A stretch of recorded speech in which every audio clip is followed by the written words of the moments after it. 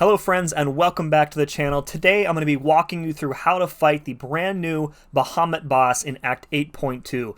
Now it is a step up in difficulty from the 8.1 Citalis boss, and if you've read through any of his ability text, your head is probably spinning right now, but don't worry because I'm going to break it all down for you right now.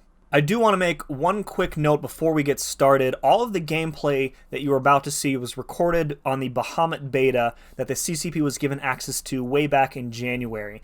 Any changes that were made to the fight as a result of the beta, I have already incorporated into the guide, so you should be good to go. Okay, let's start with a few very important things that you should know about before you head into the fight. The first thing is that similar to Citalis, Bahamet also has a safeguard mechanic called Celestial Armor, which reduces all of his damage taken by 85%, and attackers will also be unable to get around this armor by any sort of true strike, true accuracy, or true sense effect. And he's also immune to ability accuracy reduction. So your main goal in this fight is to disable this armor, which will give you a brief period of time in which you can deal a large chunk of damage to him. The second thing that you need to know is that if you hit into Bahamet's block, he activates a counter block mode for 6 seconds, and if you hit into his block a second time within this 6-second window, he will go passively unstoppable and probably pound your face in, so don't do that. Number 3 is that you need to be alternating your special attacks throughout the fight. So think of it like him having the Hurt Locker node on him, except that if you throw the same special attack twice in a row, Bahamet has a 100% chance to auto-block it.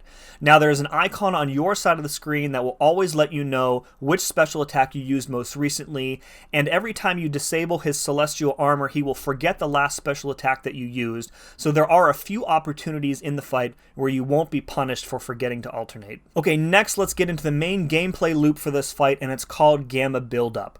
So, every 8 seconds, Bahamet is going to gain a charge. If you're far away from him when this timer expires, he's going to gain a red X gamma charge. These are bad. You do not want him to get these.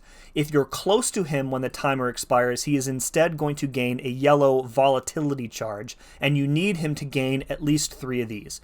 He will also gain a volatility charge whenever you purify a debuff. So each of his special attacks inflicts a non-damaging debuff on you on activation, so skill champs are going to have a pretty big advantage in this fight because they will be granting him volatility charges at a much faster rate. So if at any point in this fight Bahamet reaches 3 of the red X gamma charges, he's going to trigger a mode called Gamma Reactor for 10 seconds. Now in this mode his attacks are going to deal extra energy damage, but what's worse is that if you stay close to him for too long, he's going to start to place very potent incinerate debuffs on you. You're going to end up backed up in your corner trying to avoid that from happening, and being cornered against this guy is really bad news. So if instead Bahamet reaches 3 of the yellow volatility charges, the next time he uses a special attack, he is going to release a radiation blast after the special attack animation ends. This is a brand new game mechanic that was designed for this fight. It functions kind of like an automatic projectile attack. So your main goal in the fight is to force Bahamet to trigger this radiation blast, and then when he does, you need to use a special attack as the blast is coming toward you. If you do this successfully, you're going to gain a number of removal charges equal to the phase of the fight that you're in. So at the start of the fight, you're in phase 1, you're only going to gain 1 removal charge for doing this, but later on you get into phase 3, you're going to be gaining 3 at a time. So these removal charges are then used to remove Bahamet's Celestial Armor. Now the methods of removing the armor are going to differ slightly from phase to phase. We'll get into all of that, but all of them require these removal charges, so you are going to need to successfully counter this radiation blast several times throughout the fight. One quick visual note here, in the beta, these removal charges were a bright yellow color. One of my suggestions to the fight designer was to change them to green to make them stand out a bit more, so you should expect them to be green when you play through the fight on the live server. Okay, let's talk briefly about which champions are best suited to be your attackers in this fight. Bahamet leans a bit more heavily into the class wheel than Citalis did, and skilled champions have the class advantage here. So those skilled champions who can reliably purify or cleanse debuffs are really going to be your best options for this fight.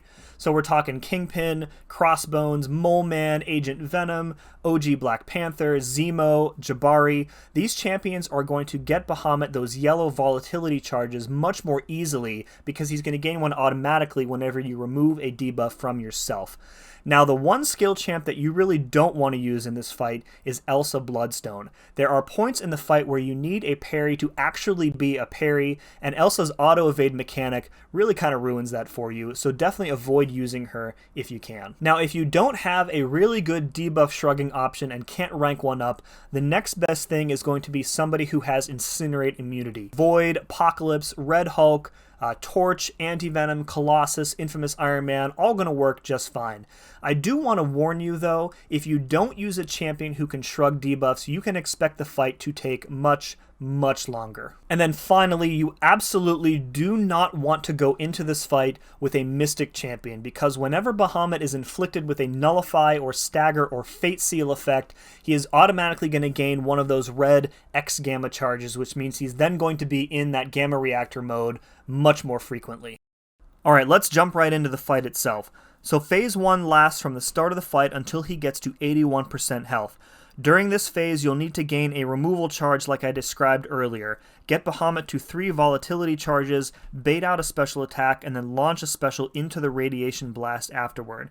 If this special knocks Bahamet down, his armor will be removed. Otherwise, you're going to have to parry and then knock him down with a heavy attack.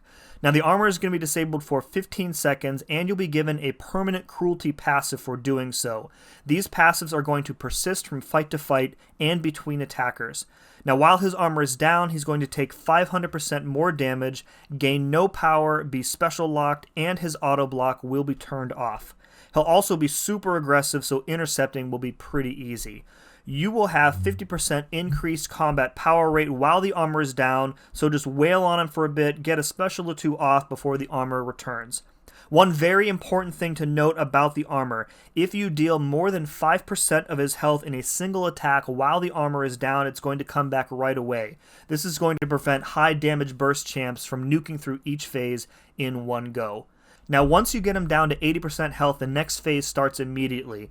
Unlike Cytalis, there is no cooldown period at all. The fight just continues. Alright, phase 2 lasts until he's at 41% health, and things start to get a little bit trickier here. You'll be able to gain 2 removal charges at a time, and once you have those, you'll need to get Bahamet back up to 3 or more volatility charges, bait out a special attack, and when he throws the radiation blast, you either need to heavy into it or parry it. Doing either of these actions is going to reflect the blast back to Bahamet and remove the armor. Now, I'd highly recommend going with the parry option here if you're comfortable with the timing, because it's going to keep the armor disabled for an extra 4 seconds, and that is very helpful. If you get hit by the radiation blast, you're going to lose a removal charge, so try not to do that. Phase 3 lasts from 40% to 11%, and this is where stuff really starts to hit the fan. So this phase is basically the same as phase 2 with one very important change. The radiation blast now has a 25% chance to instead be a fire blast, which is orange instead of green. And the only way to tell which type of blast you're about to get is by watching the HUD callout on Bahamet's side of the screen. When the callout says heat radiation in orange, then it's going to be a fire blast. You cannot reflect or parry or launch a special into this blast. You have to dex it. If you get hit by it, you're going to get incinerated for over 9,000 damage. So if it's not a fire blast, it'll just be a normal radiation blast. You can safely reflect it back to him via a heavy or a parry, just like you did in phase 2. This phase is absolutely going to be the most difficult because so many things have to line up perfectly here, and if you get screwed a bit by RNG and he repeatedly launches fire blasts, it's going to be tough to prevent him from going into that Gamma Reactor mode. Once you get him down to 10%, the last phase will trigger, and in my opinion, it's a little bit easier than the previous phase. So here, Bahamet's armor is going to prevent 100% of all damage, and it can no longer be removed by normal means. But the good news is that in this phase, you're given a permanent removal charge so that you will no longer need to use a special attack into the radiation blast in order to gain one. So in this phase, the goal is to parry the radiation blast and reflect it back to Bahamet. If he's knocked down by it, the blast removes 20% of his armor, but the trick here is that he can now auto-block the blast and reflect it back to you. And if he does this, you have to be ready to parry again to send it back to him. Every time you play this little game of ping pong with him, it's going to remove an additional 5% of his armor when the blast finally does hit him. In this phase, it still has a chance to be a fire blast, so remember to keep one eye on his side of the screen during his special attacks and watch for that orange heat radiation callout. Once his armor is gone, you'll be dealing normal amounts of damage, so just keep at it until he's dead, and then congratulations will be in order for a job well done. One final thought on the difficulty level of this fight, and that's that the danger here is not from taking a single combo to the face and dying from it. It's that the fight is very lengthy, and the longer a fight goes, the more likely you are to make a mistake. I again want to stress here that having the right attacker makes a world of difference. Now on the beta, my quickest unboosted solo was 9 minutes with Kingpin, and with my boosted rank 5 Void, it took 18 minutes to get the solo. So the point is, if you don't have a really good skill champion ranked up, you should probably do so before you attempt this fight. That's going to do it for this boss guide. I hope it was helpful for you. If you have any questions about the fight, I will be happy to answer them in the comments below. If you found this guide useful, you can let me know by pressing that like button, and please consider subscribing for more videos. As always, thank you very much for watching, and we'll see you again next time.